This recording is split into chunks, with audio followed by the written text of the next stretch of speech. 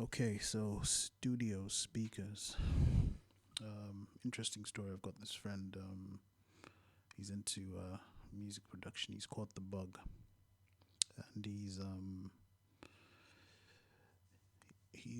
really burning for it. Like he's really caught the bug, and he's starting out. He wants to make something of it. He's always been a great musician, drummer, keys, you name it, bass. And the other day he asked me about whether he should get speakers, whether he should use headphones, what would be the best way to monitor or to mix his music. And good and bad thing. Good thing he came because he's asking a question. Bad thing is I have my own methods and my own ways of doing things. So I didn't quite know how to answer him at the time. Um, but I did give him a response.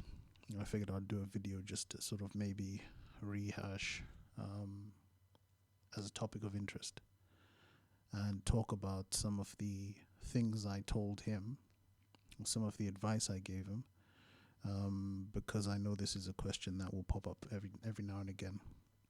So I'm just going to go straight into it. What is the best way to monitor your mix? If you are going to mix your track, you're working on some music and you want to mix it, how do you go about it? Do you invest in loads of different types of studio speakers, monitors? Because you need to get some for the bass, you need to get some for the highs, you need to get some for this, some for that, so you can get the clarity, so you can make the mix sound good. Do you go for headphones, earphones? And if you are going to go for headphones and earphones, which brand and maker are you going to go for and why? Yeah. Or do you just hook up, whatever you have at home and just use that computer speakers, a radio perhaps? How do you accurately monitor your mix? What's the best way to go about it? And it's a very controversial topic. So I'm going to start by telling you the answer I gave him. Then I will give you my advice. The answer I gave him is for the longest period of time, I was monitoring my mix or mixing my tracks using a set of JVC speakers, which were obviously linked to a JVC radio. And this is a radio that my uncle used to own way back in the day. We're going back to early 2000s. And, he moved out and he gave it to me when he left the house. He says, you can keep it, that's yours. Very powerful speakers, very clean and clear speakers. And this particular brand that JVC made was made for clarity. So it was a really, really good set of speakers, a good radio. Very sturdy, very well built. And when it's heavy, it's good stuff. And the speakers are very, very heavy. And I used to listen to everything through this radio. I hooked it up to my computer via RCA to 3.5 millimeter. I'd watch movies on it, listen to all my music, do all my music production on it. Everything was done through that radio. And I realized that I had captured a profile of what things should sound like because I only ever listened to them through the radio. So if I was listening to YouTube or what's this? Not Spotify. What's the orange one?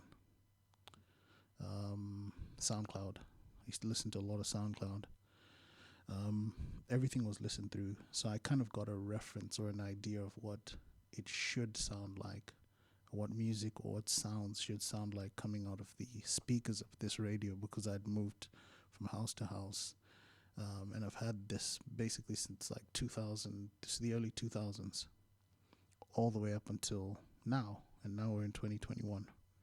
So you can imagine, that's, if it was 2001, we're looking at 20 years. So for me personally, monitoring or using these to do my mix was actually good because I came from a place where I was consciously listening to what music should sound like through these speakers and comparing that to what it sounded like when I was in the car. So I'd play the same stuff, with Bluetooth to your car, play the same stuff through the car, and I'll be like, oh, that sounds different to the radio, which means the radio speakers have more bass on them.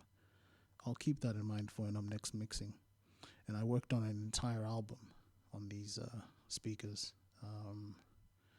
And, at the end of it, I beat myself up over mistakes I made in the mix, etc. When I listened to it in other arenas. This album went as far as Australia, it went across Europe, and it went as far as the Solomon Islands, actually. Yeah, went pretty far, just being dropped off in sales, etc. So I'd assess my skills based on that and how it sounded when we did the live concert. I set all that up, and yeah, so this was my experience with mixing. So I now have a very strong understanding of how my mix will sound elsewhere through my experiences with this radio over the last, say, 20 years.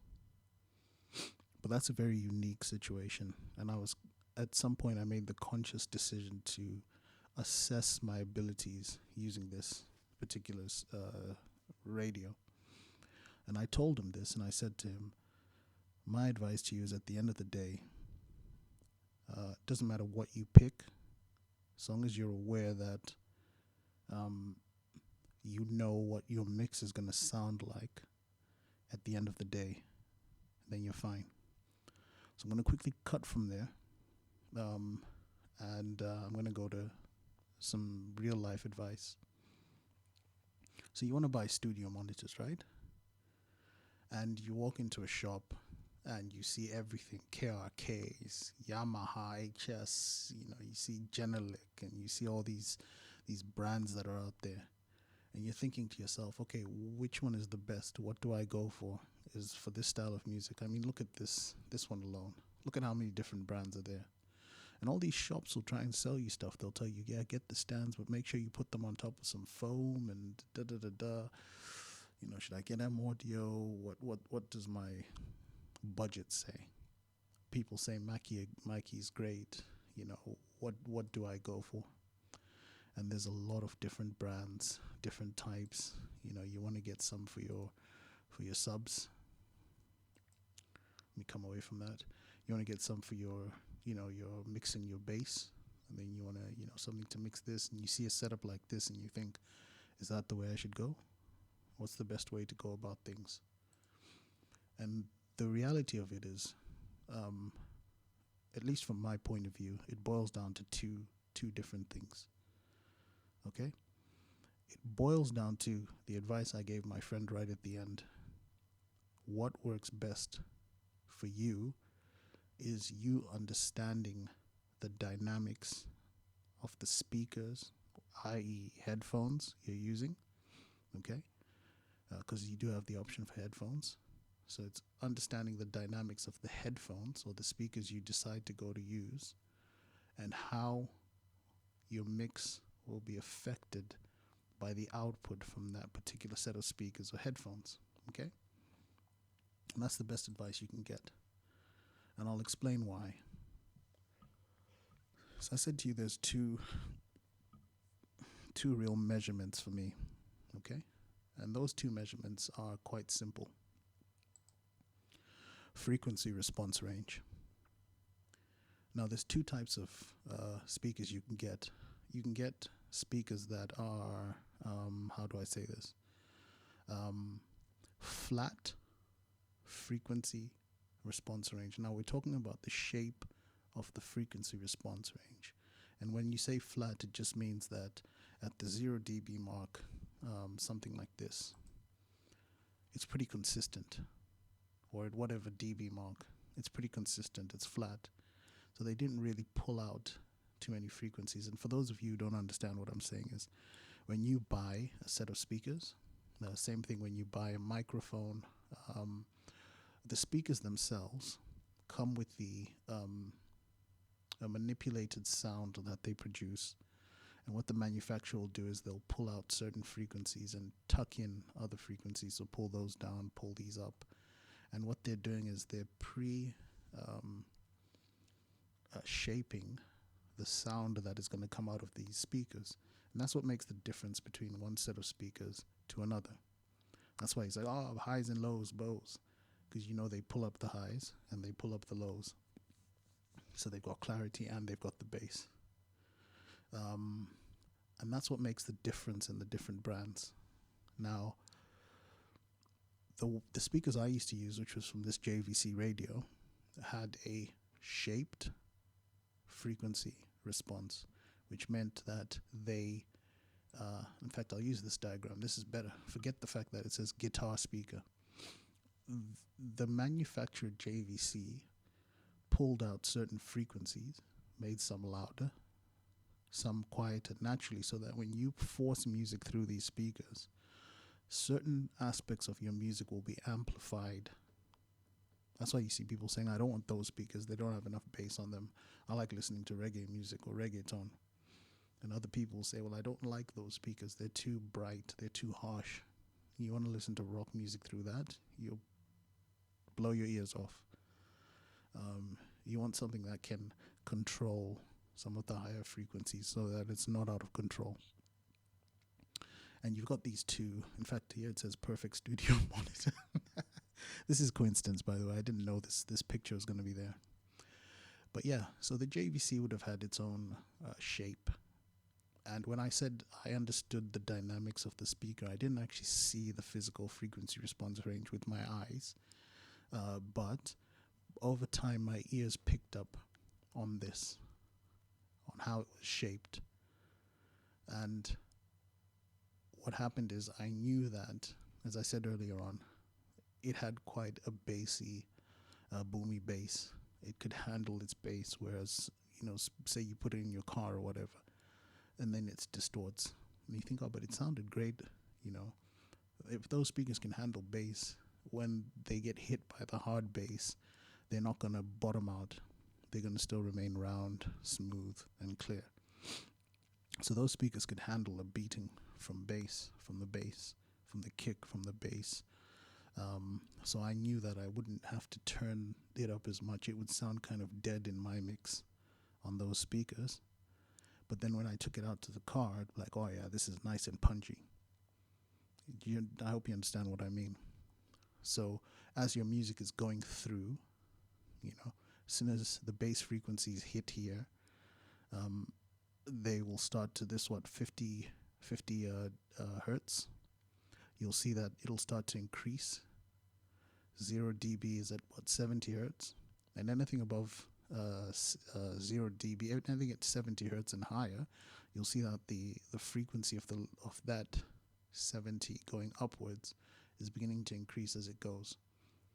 So if you were playing something that was maybe reggaeton and it had a lot of lower end frequencies in the music, you wouldn't like to have a speaker that has this response range, because the shape is pulling down all the lows.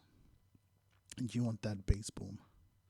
But likewise, if you were mixing a track on this, you'd be forced to do what? To push the bass really, really high until you thought, yeah, now it sounds nice. But then you put it onto something that has a different shape, or it has it at 0, then the bass is too much. So this is what I mean by understanding the dynamics of the speakers you're using and then utilizing that to create your mix.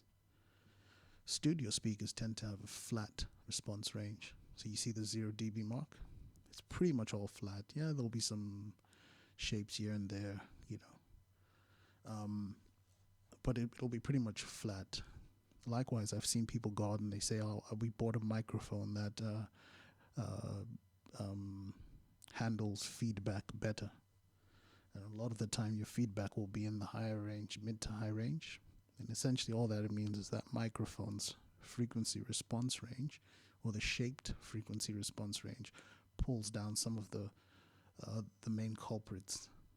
And that way when you speak into it, even though you might EQ the mic, a particular way, it pulls down certain frequencies so much that you're unlikely to get that kind of feedback. But there's nothing like special or technology inside the mic. They've just shaped it differently in most cases. So yeah, flat is better because flat gives you a truer representation of what it is you're mixing. If you pull up 50 hertz to 12 dB, then you're listening to 50 hertz at 12 dB. But the issue you have is the opposite of the issue I had with my speakers, in the sense that, yes, the mix that you have is exactly the way that you want it, or you're hearing it exactly the way that it should be interpreted. However, the person who's going to be listening to your mix is going to be listening to it through a set of headphones that are what I say commercially available to people. So earpods, this is something that the manufacturer has already gotten a hold of and changed the shape.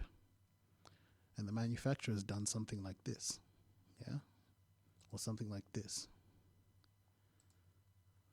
Okay. So you've done your mix on a flat frequency response range. You've given your mix the truest sense as it should be, but the person who's listening to it is listening to something that's going to amplify something that you've turned up even more. Like here, what's this? 7,000, 5,000, 7,000. Let's call this 6,000. 6,000 pulled up to 8 decibels. And you, in your mix, you pulled that up to, say, 5 or 6 dB. So this is going to add extra sound at 6K, 6,000 hertz. And it won't really be for the 4 that you pulled it up to, where you said, oh, this sits nice. It's going to be louder. So they're going to come back to you and say, particularly if this is the artist, oh, I like what you did, but my voice doesn't sound really good. The high frequencies are too loud. If you don't know what you're doing, what you're going to do is you're going to go and make that adjustment without checking first. And what that's going to do is it's going to mean that when they finally listen to it through some other speakers, they'll come back to you and say, what? Oh, I don't like the sound of my voice. It sounds muffled. You're like, well, hang on a second. You told me that the highs were too high. So you have to understand what it is you're doing when you're going through your mix process. And you also have to understand, what the end person is going to receive. This is why utilizing things like multi-band compression, etc. If you're not at that level, fine, that's fine. But being able to do stuff like that adds those dynamics, and the dynamics would then change, which means that it's all dependent on how loud they have the music. If they're listening to the music within normal parameters, that could help. I'm not saying to you always go and use multi-band compression, and change the dynamics of how things. No. I'm just simply saying have that awareness, and when you're listening to your mix through other speakers, you go to your car, etc. Figure out what those speakers are rated for. What is the shaped frequency response range on those speakers? Because if you're listening to the same beat from speakers that sound or have very similar frequency response ranges, shaped frequency response ranges, and the shapes are very similar, it means that you'll say, well, I listen to it in my car, and I listen to it in my radio, and I listen to it from my headphones. But the problem is, the reason why you bought those headphones and the speakers you have is because you probably liked the sound that they produce, which means it's possible that you only have headphones and earphones, etc., that have a specific shape due to your taste. You might have used some Sonys, for example. I won't buy anything Sony, particularly if it's in the low range. I find their frequency response range, that the way it's horrible. I don't like anything Sony. When I say low range, I mean low price range. But you probably tend to buy speakers and earphones and headphones that sound a particular way because you may like bass, and you buy things that are bassy. So your argument to say, well, I listen to it through my car, you've probably got your car settings set the way you like your music, yeah? Or if you like a particular type of music. So there's no point in you just saying, well, I listen through my car, and I listen through these headphones, and I listen to it, and they're all yours. Figure out what the shape is, and specifically go out and listen to it through something that has a different shape. If you've got this, go find something that has this. Okay, maybe this might be a bit too extreme. Oh, look at that. That's terrible.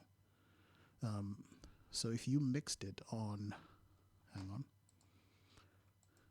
If you mixed it on where this says perfect studio monitor speakers, and you've got a true representation, it doesn't necessarily mean that once it gets plugged through that, it's going to sound good. Listen to it through various different, specifically set yourself up to say, I'm going to go over to my mother's house, I'm going to get my sister's car or whatever, and listen to it through someone else's settings. Whatever EQ settings they like, go to another producer's studio who does a different style of music to you and run your track through there and figure out, okay, this is what they're using. This is the response range, the shaped response range. What am I listening to? What am I hearing? What kind of amendments should I make? And by shaped, I just mean how the manufacturers pulled out certain frequencies and pulled certain ones down. And give yourself that. In time, your ears will be tuned to understand one thing. What's the style of music I'm delivering? What does it generally sound like in the industry? What does my mix look like? If you can get your style of music to sound the same as what every other song in that industry sounds like, and I know this might sound bad, but if you're a commercial producer, this is what you need to do. What happens is nobody can ever come back and complain to you that they don't like the mix because it sounds the way it's supposed to sound. If it's a reggaeton beat and it sounds like a reggaeton beat's supposed to sound, the artist is never going to complain. But if it's something special that you've delivered to say, this is my style, and it doesn't sound the way it should sound, then they run it through their set of speakers and it doesn't sound right, they're always going to be coming back to you to say, I don't like this, I paid you for this, you need to sort this out. So be very careful. But that's the advice I gave my friend. I've elaborated on it a little bit more in this video. I'm going to stop talking now. But yeah, when you go out to buy your speakers, when you're going out to buy speakers, just understand what it is your speakers are outputting. Figure out what the industry standard is for whatever style of music you're doing, and then do your mix accordingly. This is why other producers are constantly just winning, and people are constantly going to them, because those producers don't sit there and just try and say, I'm going to make a mix that sounds good. They sit there and say, okay, what's the industry standard? What have I produced? How do I get my mix to sound like the industry standard? And keep it within those safe zones, and you'll always be fine. If you want to have a unique signature, do so on every other track. You understand what I mean? I know you want to be the next Dr. Dre or the next Pharrell who has the unique signature. And yeah, they throw that into all their tracks.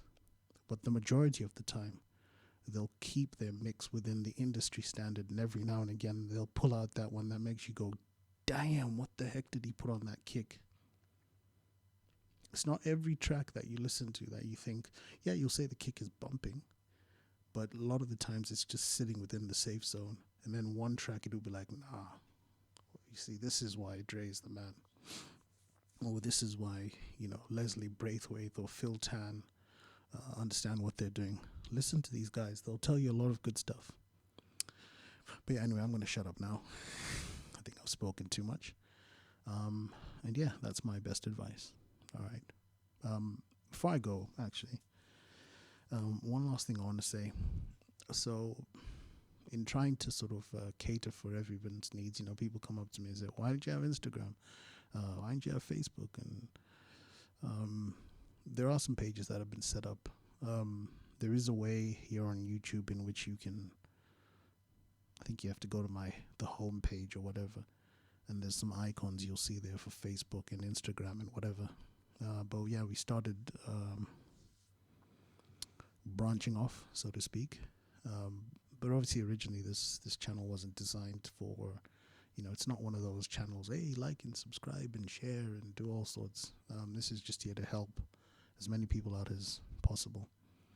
So for those that utilize those platforms, I will try and post, the stuff I'm posting there as well, so that, if you're mostly on Instagram or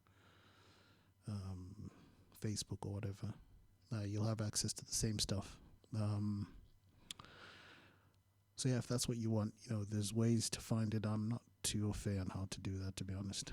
But yeah, like I said, this isn't one of those channels. But there are ways. I've sort of linked something in there. You can work it out from there. But yeah, other than that, yeah, I hope you guys are crushing it, and I'll speak to you guys soon. Peace.